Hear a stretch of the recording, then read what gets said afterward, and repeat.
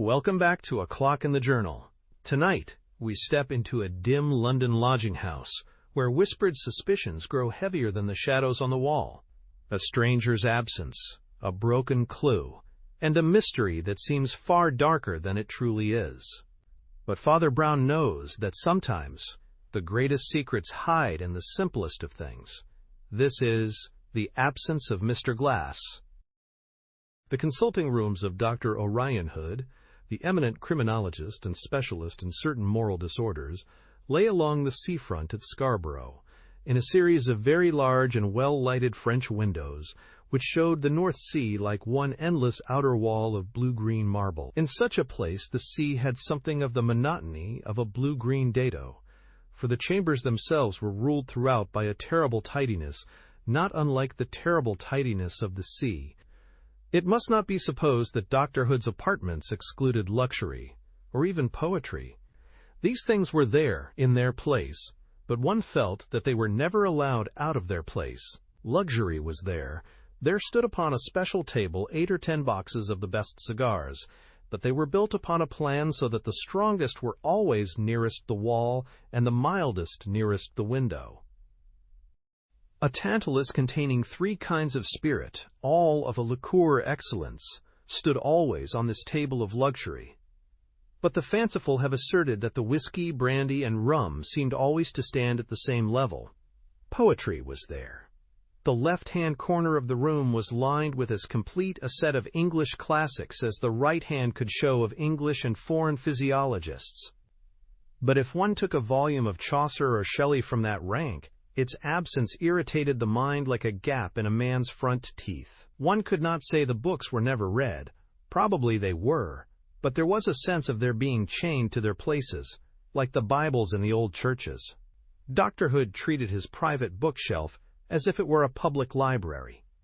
And if this strict scientific intangibility steeped even the shelves laden with lyrics and ballads and the tables laden with drink and tobacco, it goes without saying that yet more of such heathen holiness protected the other shelves that held the specialist's library, and the other tables that sustained the frail and even fairy-like instruments of chemistry or mechanics. Dr. Hood paced the length of his string of apartments, bounded, as the boys' geographies say, on the east by the North Sea, and on the west by the serried ranks of his sociological and criminologist library. He was clad in an artist's velvet, but with none of an artist's negligence. His hair was heavily shot with gray, but growing thick and healthy. His face was lean, but sanguine and expectant. Everything about him and his room indicated something at once rigid and restless, like that great northern sea by which, on pure principles of hygiene, he had built his home. Fate, being in a funny mood, pushed the door open and introduced into those long, strict, sea-flanked apartments one who was perhaps the most startling opposite of them and their master. In answer to a curt but civil summons, the door opened inwards, and there shambled into the room a shapeless little figure, which seemed to find its own hat and umbrella as unmanageable as a mass of luggage. The umbrella was a black and prosaic bundle long past repair. The hat was a broad-curved black hat, clerical but not common in England. The man was the very embodiment of all that is homely and helpless. The doctor regarded the newcomer with a restrained astonishment, not unlike that he would have shown if some huge but obviously harmless sea beast had crawled into his room. The newcomer regarded the doctor with that beaming but breathless geniality which characterizes a corpulent charwoman who has just managed to stuff herself into an omnibus. It is a rich confusion of social self-congratulation and bodily disarray. His hat tumbled to the carpet, his heavy umbrella slipped between his knees with a thud. He reached after the one and ducked after the other, but with an unimpaired smile on his round face spoke simultaneously as follows. "My name is Brown. Pray excuse me. I've come about that business of the McNabs. I have heard you often help people out of such troubles. Pray excuse me if I am wrong." By this time he had sprawlingly recovered the hat, and made an odd little bobbing bow over it, as if setting everything quite right. "I hardly understand you," replied the scientist, with a cold intensity of manner. "I fear you have mistaken the chambers. I am Dr. Hood, and my work is almost entirely literary and educational. It is true that I have sometimes been consulted by the police in cases of peculiar difficulty and importance, but, oh, this is of the greatest importance," broke in the little man called Brown. "Why, her mother won't let them get engaged." And he leaned back in his chair in radiant rationality. The brows of Dr. Hood were drawn down darkly, but the eyes under them were bright with something that might be anger or might be amusement. "And still," he said, "I do not quite understand." "You see, they want to get married," said the man with the clerical hat. "Maggie McNabb and young Todhunter want to get married. Now, what can be more important than that? The great Orion Hood's scientific triumphs had deprived him of many things. Some said of his health, others of his God, but they had not wholly despoiled him of his sense of the absurd. At the last plea of the ingenuous priest, a chuckle broke out of him from inside, and he threw himself into an armchair in an ironical attitude of the consulting physician. "Mr. Brown," he said gravely, "it is quite 14.5 years since I was personally asked to test a personal problem. Then it was the case of an attempt to poison the French president at a Lord Mayor's banquet. It is now, I understand, a question of whether some friend of yours called Maggie is a suitable fiancé for some friend of hers called Todhunter. Well, Mr. Brown, I am a sportsman. I will take it on. I will give the McNabb family my best advice, as good as I gave the French Republic and the King of England. No, better. 14 years better. I have nothing else to do this afternoon. Tell me your story."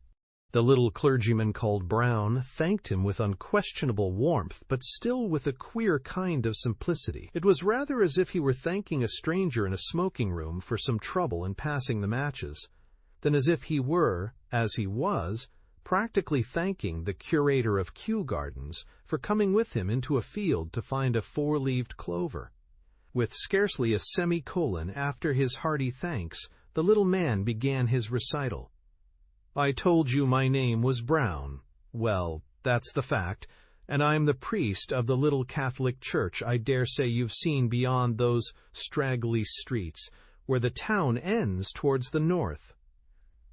In the last and straggliest of those streets, which runs along the sea like a sea-wall, there is a very honest but rather sharp-tempered member of my flock, a widow called McNabb. She has one daughter, and she lets lodgings, and between her and the daughter, and between her and the lodgers, well, I dare say there is a great deal to be said on both sides. At present she has only one lodger, the young man called Todhunter, but he has given more trouble than all the rest, for he wants to marry the young woman of the house." "And the young woman of the house?" asked Dr. Hood, with huge and silent amusement. "What does she want?" "Why, she wants to marry him," cried Father Brown, sitting up eagerly. "That is just the awful complication."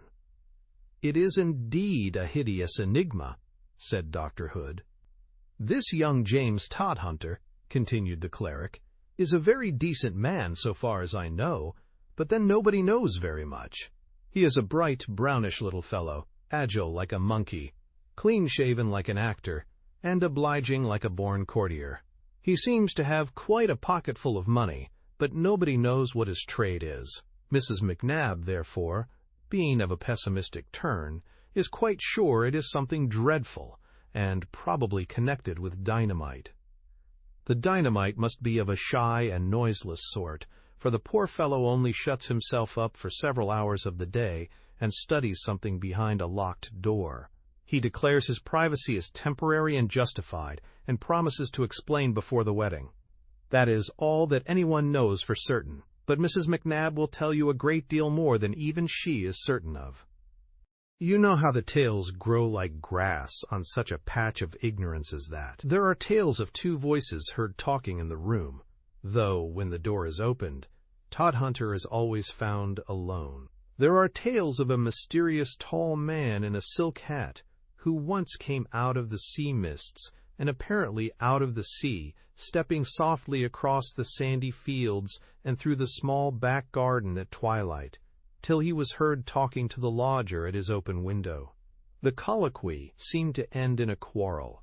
Todhunter dashed down his window with violence, and the man in the high hat melted into the sea fog again. This story is told by the family with the fiercest mystification, but I really think Mrs. McNabb prefers her own original tale, that the other man, or whatever it is, crawls out every night from the big box in the corner, which is kept locked all day.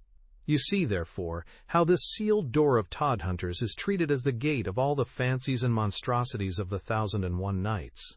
And yet there is the little fellow in his respectable black jacket, as punctual and innocent as a parlor clock. He pays his rent to the tick. He is practically a teetotaler. He is tirelessly kind with the younger children, and can keep them amused for a day on end. And last and most urgent of all, he has made himself equally popular with the eldest daughter, who is ready to go to church with him tomorrow.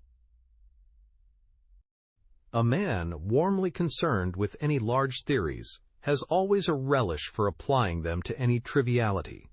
The great specialist, having condescended to the priest's simplicity, condescended expansively. He settled himself with comfort in his armchair and began to talk in the tone of a somewhat absent-minded lecturer. Even in a minute instance, it is best to look first to the main tendencies of nature.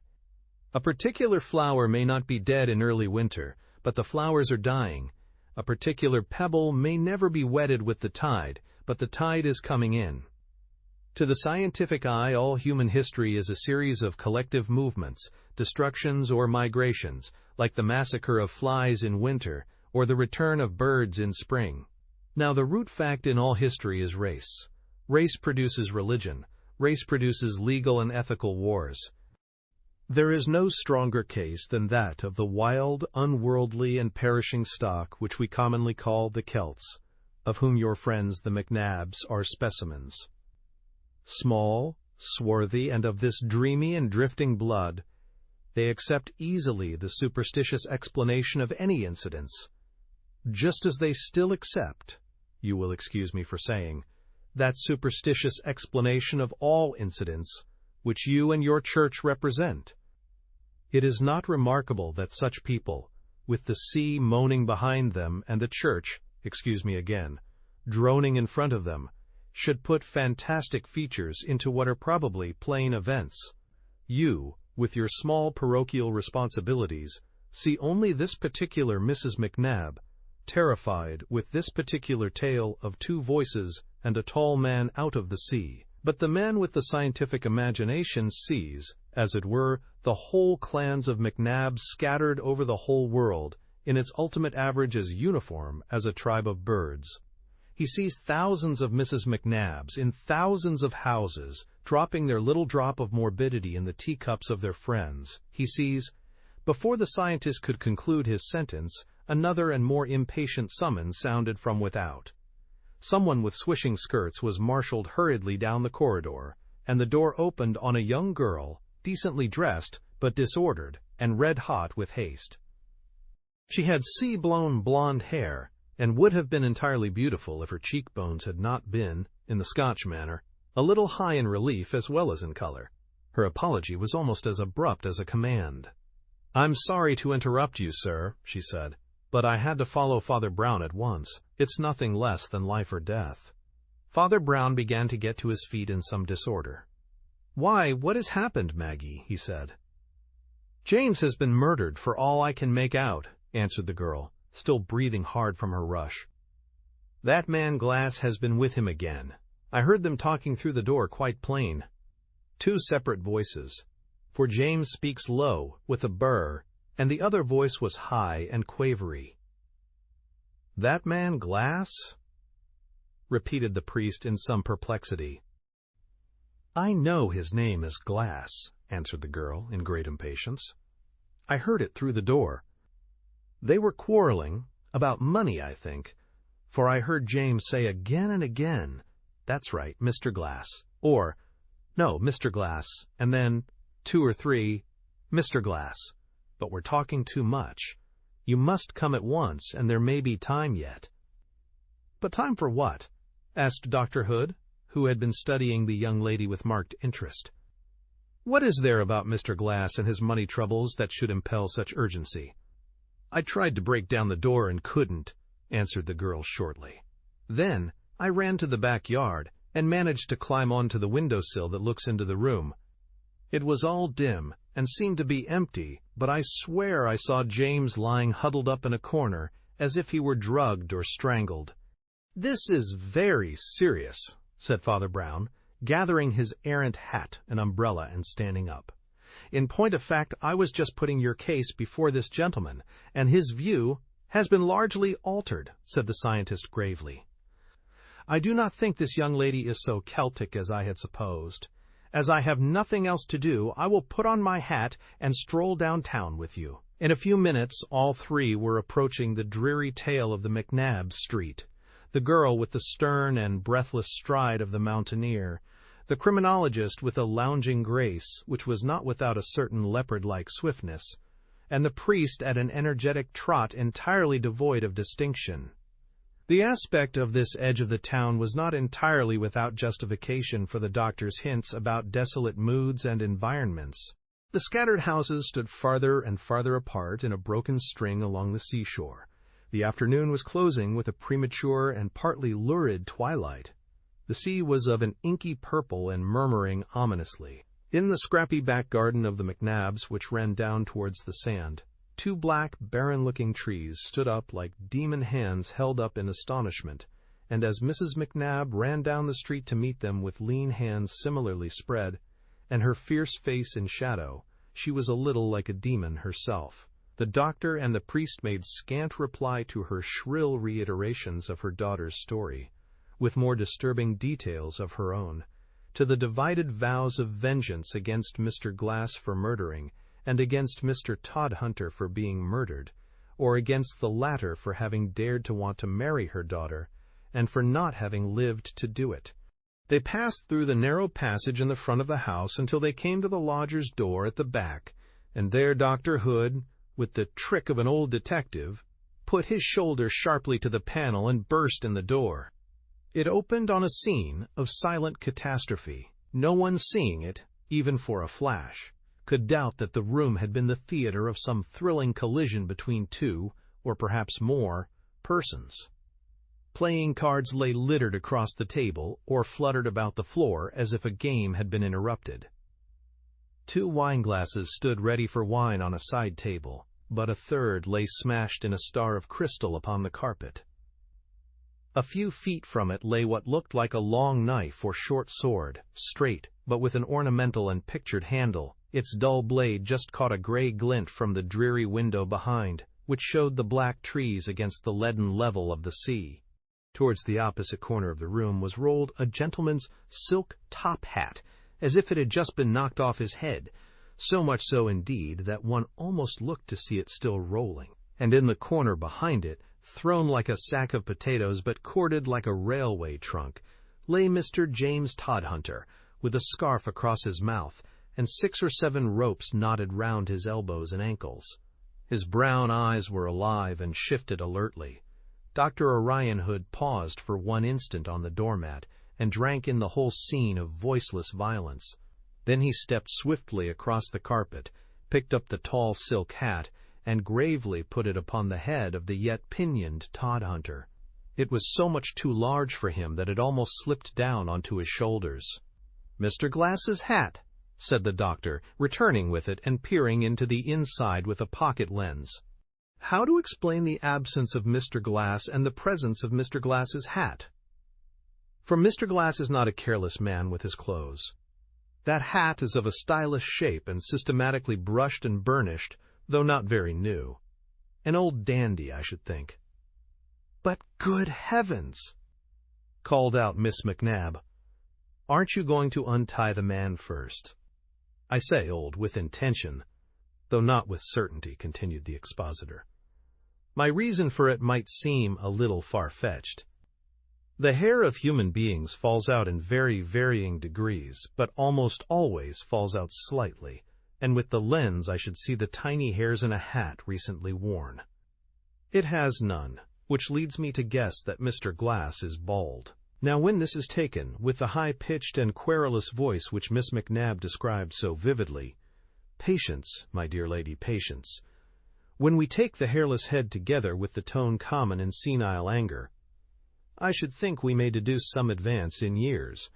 Nevertheless, he was probably vigorous, and he was almost certainly tall.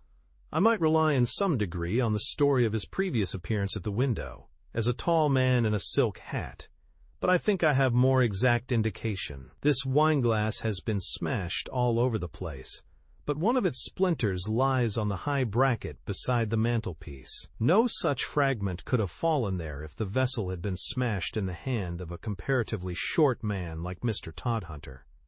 "By the way," said Father Brown, "might it not be as well to untie Mr. Todhunter?" "Our lesson from the drinking vessels does not end here," proceeded the specialist. "I may say at once that it is possible that the man-glass was bald or nervous through dissipation rather than age. Mr. Todhunter, as has been remarked, is a quiet, thrifty gentleman, essentially an abstainer. These cards and wine cups are no part of his normal habit. They have been produced for a particular companion. But as it happens, we may go farther. Mr. Todhunter may or may not possess this wine service, but there is no appearance of his possessing any wine.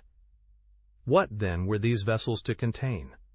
I would at once suggest some brandy or whiskey, perhaps of a luxurious sort, from a flask in the pocket of Mr. Glass. We have thus something like a picture of the man, or at least of the type, tall, elderly, fashionable, but somewhat frayed, certainly fond of play and strong waters, perhaps rather too fond of them. Mr. Glass is a gentleman not unknown on the fringes of society." "Look here," cried the young woman, "if you don't let me pass to untie him, I'll run outside and scream for the police." "I should not advise you, Miss McNab," said Dr. Hood gravely, "to be in any hurry to fetch the police. Father Brown, I seriously ask you to compose your flock, for their sakes, not for mine. Well, we have seen something of the figure and quality of Mr. Glass. What are the chief facts known of Mr. Todhunter? They are substantially three: that he is economical, that he is more or less wealthy, and that he has a secret. Now, surely it is obvious that there are the three chief marks of the kind of man who is blackmailed. And surely it is equally obvious that the faded finery, the profligate habits, and the shrill irritation of Mr. Glass are the unmistakable marks of the kind of man who blackmails him. We have the two typical figures of a tragedy of hush money. On the one hand, the respectable man with a mystery. On the other, the West End vulture with a scent for a mystery. These two men have met here today, and have quarreled, using blows and a bare weapon. "Are you going to take those ropes off?" asked the girl stubbornly. Dr. Hood replaced the silk hat carefully on the side table and went across to the captive. He studied him intently, even moving him a little and half turning him round by the shoulders, but he only answered, "No, I think these ropes will do very well till your friends the police bring the handcuffs." Father Brown, who had been looking dully at the carpet, lifted his round face and said, "What do you mean?" The man of science had picked up the peculiar dagger sword from the carpet, and was examining it intently as he answered. "Because you find Mr. Todhunter tied up," he said, "you all jumped to the conclusion that Mr. Glass had tied him up, and then, I suppose, escaped. There are 4 objections to this. First, why should a gentleman so dressy as our friend Glass leave his hat behind him, if he left of his own free will? Second," he continued, moving towards the window, "this is the only exit, and it is locked on the inside. Third, this blade here has a tiny touch of blood at the point, but there is no wound on Mr. Todhunter. Mr. Glass took that wound away with him, dead or alive. Add to all this primary probability. It is much more likely that the blackmailed person would try to kill his incubus, rather than that the blackmailer would try to kill the goose that lays his golden egg. There, I think, we have a pretty complete story." "But the ropes?" inquired the priest, whose eyes had remained open with a rather vacant admiration. "Ah, the ropes," said the expert with a singular intonation. "Miss McNab very much wanted to know why I did not set Mr. Todhunter free from his ropes. Well, I will tell her. I did not do it because Mr. Todhunter can set himself free from them at any minute he chooses." "What?" cried the audience on quite different notes of astonishment. "I have looked at all the knots on Mr. Todhunter," reiterated Hood quietly. "I happen to know something about knots. They are quite a branch of criminal science. Every one of those knots he has made himself and could loosen himself. Not one of them would have been made by an enemy really trying to pinion him. The whole of this affair of the ropes is a clever fake, to make us think him the victim of the struggle, instead of the wretched Glass, whose corpse may be hidden in the garden or stuffed up the chimney." There was a rather depressed silence. The room was darkening. The sea-blighted boughs of the garden trees looked leaner and blacker than ever, yet they seemed to have come nearer to the window. One could almost fancy they were sea monsters like krakens or cuttlefish, writhing polypi, who had crawled up from the sea to see the end of this tragedy, even as he, the villain and victim of it, the terrible man in the tall hat, had once crawled up from the sea. For the whole air was dense with the morbidity of blackmail, which is the most morbid of human things, because it is a crime concealing a crime, a black plaster on a blacker wound. The face of the little Catholic priest, which was commonly complacent and even comic, had suddenly become knotted with a curious frown. It was not the blank curiosity of his first innocence. It was rather that creative curiosity which comes when a man has the beginnings of an idea. "Say it again, please," he said in a simple, bothered manner. "Do you mean that Todhunter can tie himself up all alone and untie himself all alone?" "That is what I mean," said the doctor. "Jerusalem!" ejaculated Brown suddenly. "I wonder if it could possibly be that." He scuttled across the room rather like a rabbit, and peered with quite a new impulsiveness into the partially covered face of the captive. Then he turned his own rather fatuous face to the company. "Yes, that's it!" he cried in a certain excitement. "Can't you see it in the man's face? Why, look at his eyes!" Both the professor and the girl followed the direction of his glance, and though the broad black scarf completely masked the lower half of Todhunter's visage, they did grow conscious of something struggling and intense about the upper part of it. "His eyes do look queer," cried the young woman, strongly moved. "You brutes! I believe it's hurting him." "Not that, I think," said Dr. Hood. "The eyes have certainly a singular expression, but I should interpret those transverse wrinkles as expressing rather such slight psychological abnormality." "Oh, bosh!" cried Father Brown. "Can't you see he's laughing?" "Laughing?" repeated the doctor with a start. "But what on earth can he be laughing at?" "Well," replied the Reverend Brown apologetically, "not to put too fine a point on it, I think he is laughing at you. And indeed, I'm a little inclined to laugh at myself now I know about it." "Now you know about what?" asked Hood in some exasperation. "Now I know," replied the priest, "the profession of Mr. Todhunter." He shuffled about the room, looking at one object after another with what seemed to be a vacant stare, and then invariably bursting into an equally vacant laugh, a highly irritating process for those who had to watch it. He laughed very much over the hat, still more uproariously over the broken glass, but the blood on the sword point sent him into mortal convulsions of amusement. Then he turned to the fuming specialist. "Dr. Hood," he cried enthusiastically, "you are a great poet. You have called an uncreated being out of the void. How much more godlike that is than if you had only ferreted out the mere facts. Indeed, the mere facts are rather commonplace and comic by comparison." "I have no notion what you are talking about," said Dr. Hood rather haughtily. "My facts are all inevitable, though necessarily incomplete. A place may be permitted to intuition, perhaps, or poetry if you prefer the term, but only because the corresponding details cannot as yet be ascertained. In the absence of Mr. Glass, that's it, said the little priest, nodding quite eagerly. "That's the first idea to get fixed. The absence of Mr. Glass. He is so extremely absent, I suppose," he added reflectively, "that there was never anybody so absent as Mr. Glass." "Do you mean he is absent from the town?" demanded the doctor. "I mean he is absent from everywhere," answered Father Brown. "He is absent from the nature of things, so to speak." "Do you seriously mean," said the specialist with a smile, "that there is no such person?"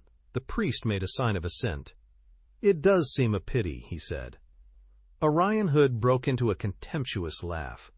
"Well," he said, "before we go on to the 101 other evidences, let us take the first proof we found, the first fact we fell over when we fell into this room. If there is no Mr. Glass, whose hat is this?" "It is Mr. Todhunter's," replied Father Brown. "But it doesn't fit him," cried Hood impatiently. "He couldn't possibly wear it." Father Brown shook his head with ineffable mildness. "I never said he could wear it," he answered. "I said it was his hat, or, if you insist on a shade of difference, a hat that is his." "And what is the shade of difference?" asked the criminologist with a slight sneer. "My good sir," cried the mild little man, with his first movement akin to impatience, "if you will walk down the street to the nearest hatter's shop, you will see that there is, in common speech, a difference between a man's hat and the hats that are his." "But a hatter," protested Hood, "can get money out of his stock of new hats. What could Todhunter get out of this one old hat?" "Rabbits," replied Father Brown promptly. "What?" cried Dr. Hood. "Rabbits, ribbons, sweetmeats, goldfish, rolls of colored paper," said the reverend gentleman with rapidity. "Didn't you see it all when you found out the faked ropes? It's just the same with the sword. Mr. Todhunter hasn't got a scratch on him, as you say, but he's got a scratch in him, if you follow me." "Do you mean inside Mr. Todhunter's clothes?" inquired Mrs. McNabb sternly. "I do not mean inside Mr. Todhunter's clothes," said Father Brown. "I mean inside Mr. Todhunter." "Well, what in the name of Bedlam do you mean?" "Mr. Todhunter," explained Father Brown placidly, "is learning to be a professional conjurer, as well as juggler, ventriloquist, and expert in the rope trick. The conjuring explains the hat. It is without traces of hair, not because it is worn by the prematurely bald Mr. Glass, but because it has never been worn by anybody. The juggling explains the 3 glasses, which Todhunter was teaching himself to throw up and catch in rotation. But, being only at the stage of practice, he smashed 1 glass against the ceiling. And the juggling also explains the sword, which it was Mr. Todhunter's professional pride and duty to swallow. But, again, being at the stage of practice, he very slightly grazed the inside of his throat with the weapon. Hence he has a wound inside him, which I am sure, from the expression on his face, is not a serious one. He was also practicing the trick of a release from ropes, like the Davenport brothers, and he was just about to free himself when we all burst into the room. The cards, of course, are for card tricks, and they are scattered on the floor because he had just been practicing one of those dodges of sending them flying through the air. He merely kept his trade secret, because he had to keep his tricks secret, like any other conjurer. But the mere fact of an idler in a top hat having once looked in at his back window, and been driven away by him with great indignation, was enough to set us all on a wrong track of romance, and make us imagine his whole life overshadowed by the silk-hatted specter of Mr. Glass. "But what about the 2 voices?" asked Maggie, staring. "Have you never heard a ventriloquist?" asked Father Brown. "Don't you know they speak first in their natural voice, and then answer themselves in just that shrill, squeaky, unnatural voice that you heard?" There was a long silence, and Dr. Hood regarded the little man who had spoken with a dark and attentive smile. "You are certainly a very ingenious person," he said. "It could not have been done better in a book, but there is just one part of Mr. Glass you have not succeeded in explaining away, and that is his name." Miss McNabb distinctly heard him so addressed by Mr. Todhunter. The Reverend Mr. Brown broke into a rather childish giggle. "Well, that," he said, "that's the silliest part of the whole silly story." When our juggling friend here threw up the 3 glasses in turn, he counted them aloud as he caught them, and also commented aloud when he failed to catch them. What he really said was, 1, 2, and 3, Mr. Glass. 1, 2, Mr. Glass, and so on. There was a second of stillness in the room, and then everyone with one accord burst out laughing. As they did so, the figure in the corner complacently uncoiled all the ropes and let them fall with a flourish. Then, advancing into the middle of the room with a bow, he produced from his pocket a big bill printed in blue and red, which announced that Zaladin, the world's greatest conjurer, contortionist, ventriloquist, and human kangaroo, would be ready with an entirely new series of tricks at the Empire Pavilion, Scarborough, on Monday next, at 8 o'clock precisely.